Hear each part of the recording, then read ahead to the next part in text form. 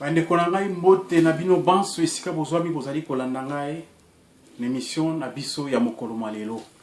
Mbote na bino pe banso oyo malgré confinement mais mosala na bino ezali kosenga ete bozala esika ya mosala. Mbote na bino pe makasi na mosala. Bande ko l'émission na biso ya lelo ndenge na yebisaki bino mbala eleki. L'émission na biso chaque fois toko bana lobela makambo etali économie ya mboka bilei ya peuple pe social ya peuple. Oui, na Congo mbaleleka ki tolobeki likambo etali salongo. Mais to kotaka na bozindo ya salongo te salongo biso ezali kaka kokata kobongisa nzela tututu membalo yo. Tina émission na biso to bengi yango kombo salongo pe bilia ya population. Salongo mbala oyo ezala accompagné na bilia ya population. Ezali sous salongo ndenge le kakite mutu akosala salongo na nzala. Non, ezala salongo pe bilia ya population.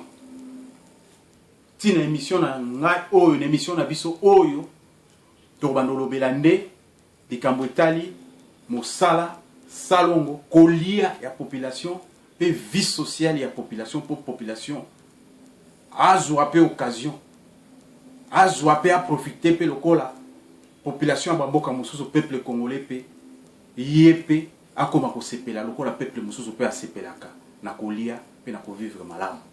Yango bandeko avant to kota na émission na lingi na zonga na actualité ya mokili na mokolo malelo. Actualité na mokili ezali toujours dominé bandeko nanga na situation ya Covid to coronavirus. Tozu ba information ba presse internationale et communauté na mokolo malelo 3 milliards de personnes à travers le monde entier bazali confinés to bakangami na bandako pona suite ya maladie wana. Pe babakisi lisusu ete na mokolo malelo plus de 35 000 personnes basili ko kufa déjà. Bakufi total au bakufi déjà depuis bandaketi lelo. Ils ont fait ça plus de 35 000 personnes bakufi suite à maladie wana. Bon we pa biso babakisi ete pona bitelo ya bana 320 millions d'enfants privés de scolarité. Bande ko na koyoka ka nombre wana ezali komonisa biso ete l'air est grave. Nango boye l'air est grave esengeli peuple to yoka makambo bakonzi ya mboka bazali koloba biso likambo ya COVID-19. Ezali loko ya koseka nango te po yango tango eza ko pusa na tango ezali ko kota na mboka ezo sekati ezali ko boma penza eza ko boma. Toto sa mibeko ya bakonzi. To landela bakonzi na nzela o bani ko mema biso. Pona yango bazoluka nde bolamu ya mboka pe bolamu ya peuple. Na yango toyo kamela bango pe totosa bango. Na nzela na yango neyo na utai koloba émission na biso ya mokolo malelo tozolobela bilei ya peuple pe social ya peuple. Ezali na moment moko difficile mais balobaka des fois été à situation exceptionnelle, disposition exceptionnelle. Malele ki l'émission na lobela ki et na loba ki ete mokonzi asimba ye moko carnet de commande ya bile ipo peuple alia ya mo pe lisusu na moko malelo na zo bakisa. Tata mokonzi merci. Na kanisi boyoka ki na message na tindaki. Ete peuple eliki na ezali bakonzi na biso bakosala nini. Tozo ka peuple azokolela flambée de prix mati biloko na wenze mati et mati peuple azolela carburant mati carburant we matake ko kita mukoloni peuple azolela ba commerçant pe bazap na panique générale mokili mo babatoni oso bazali ko yebate surtout na mboka na biso ya Congo ete tokosuka wapi. Mais peuple congolais, tu es en occasion pour la biso. Situation où est l'occasion pour la biso peuple congolais. faut saisir l'occasion.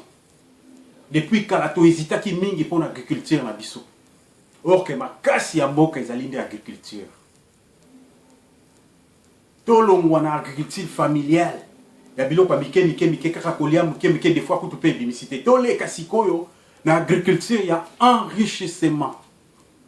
Ezali occasion oyo pesemeli biso. Mutu nyonso a profiter na occasion oyo. Oui l'agriculture okoki ko s'enrichir.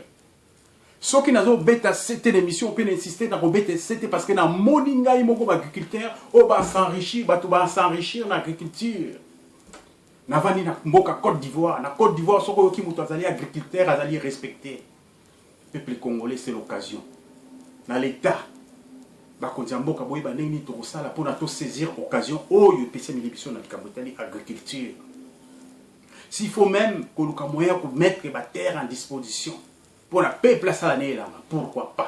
À vous de voir. Nga isika wana na komba kolobate. Nga isusi na ngai ka kete na kobeta ka c'était. Pour la production comme na mboka na biso. To comme de la terre à l'assiette. De la terre à l'assiette.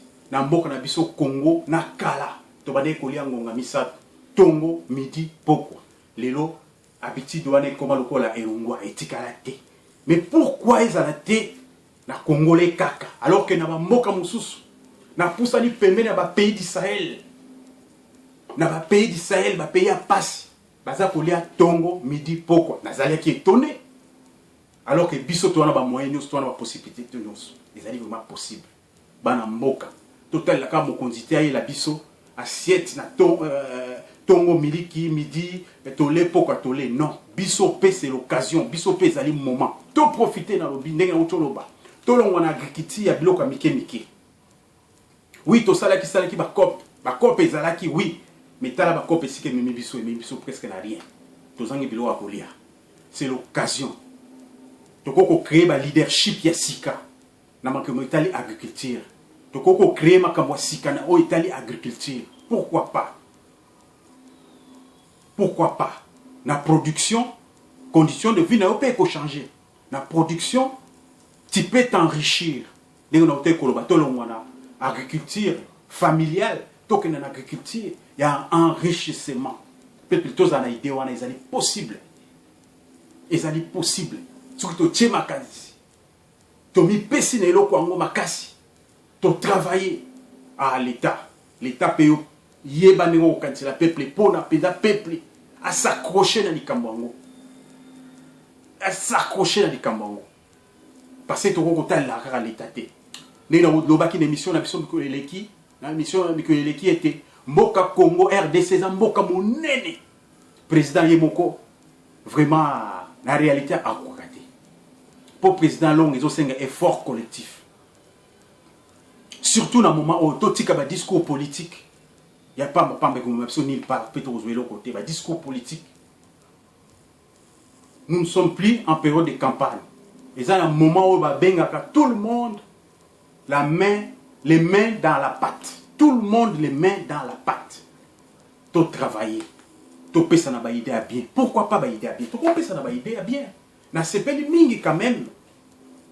Tant on a zo comme mutuboa salibo, oui.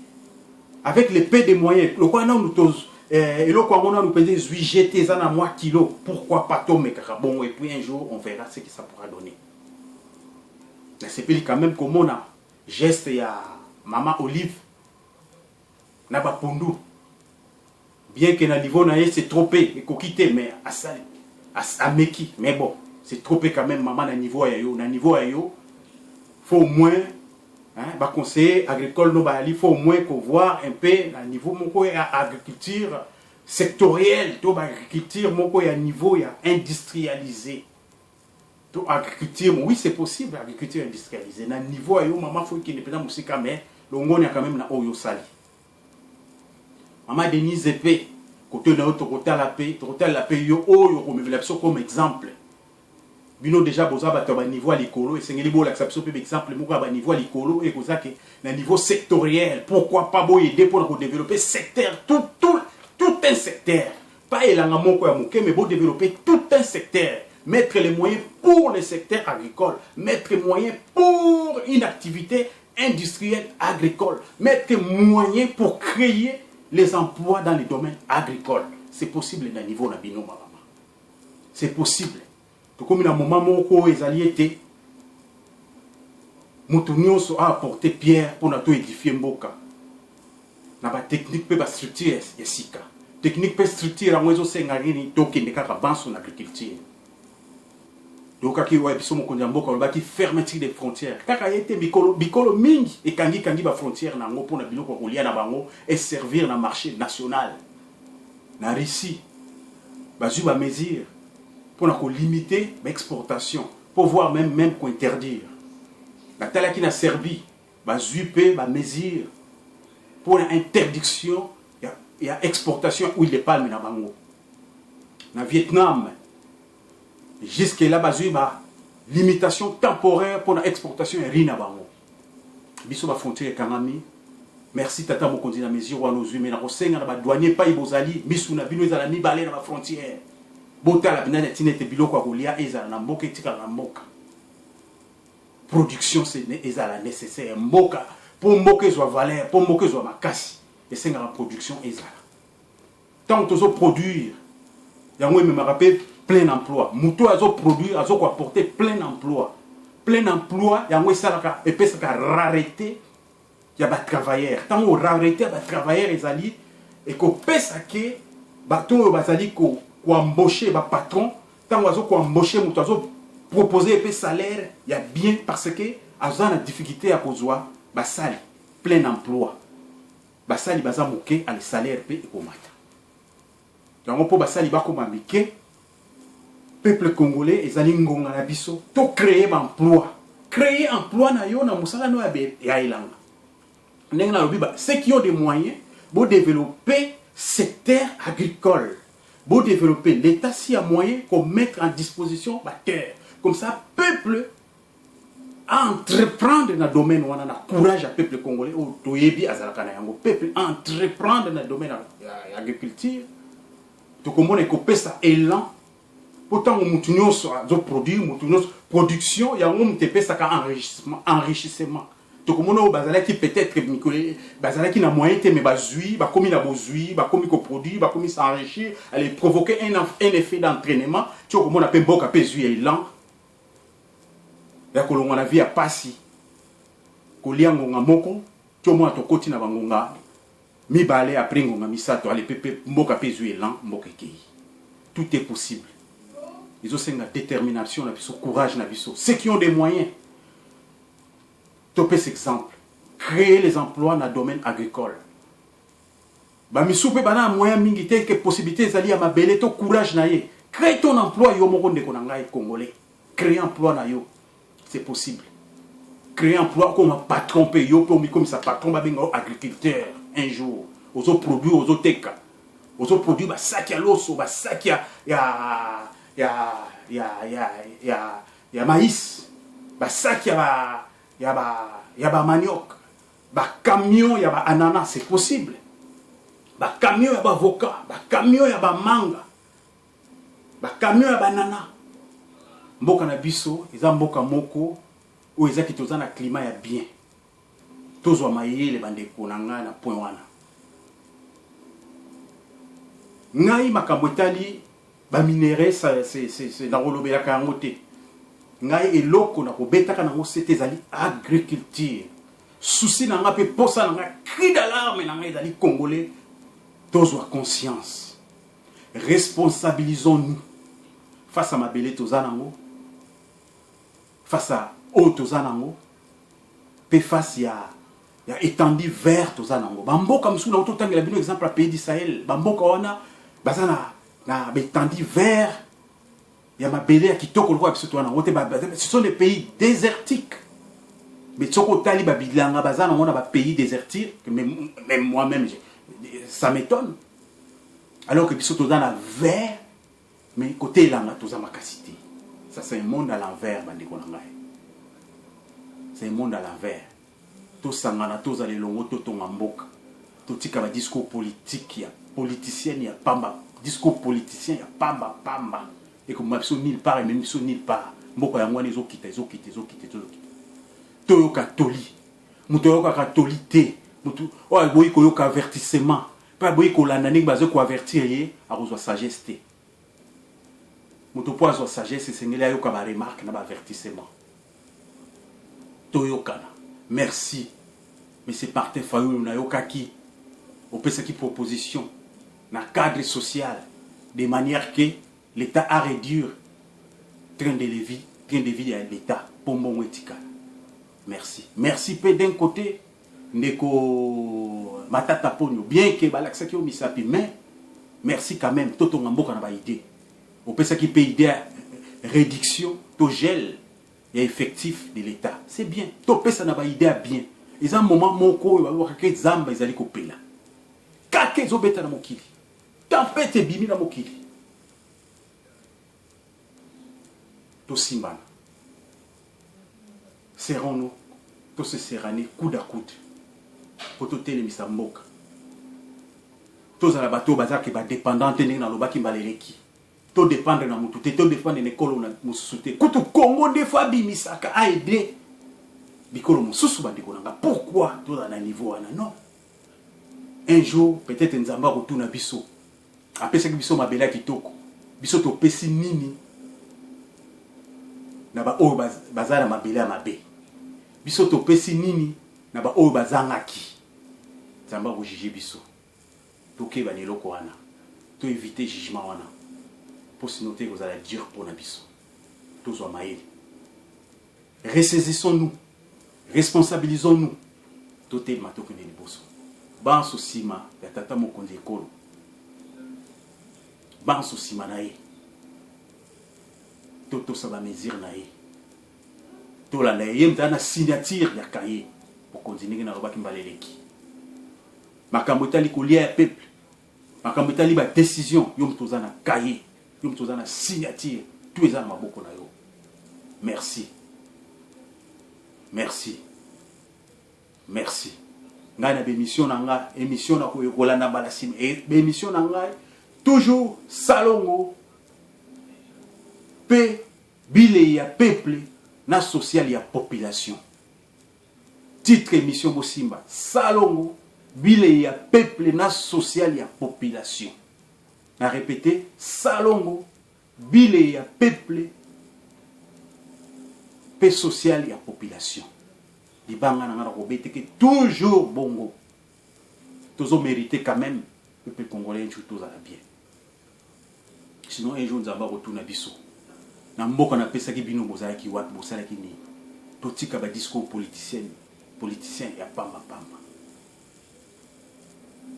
ba distraction politicienne ya pamba totika tozwa conscience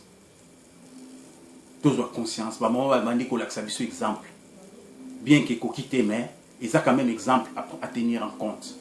Merci to simbana to tonga mboka na biso na mosala ya bilanga.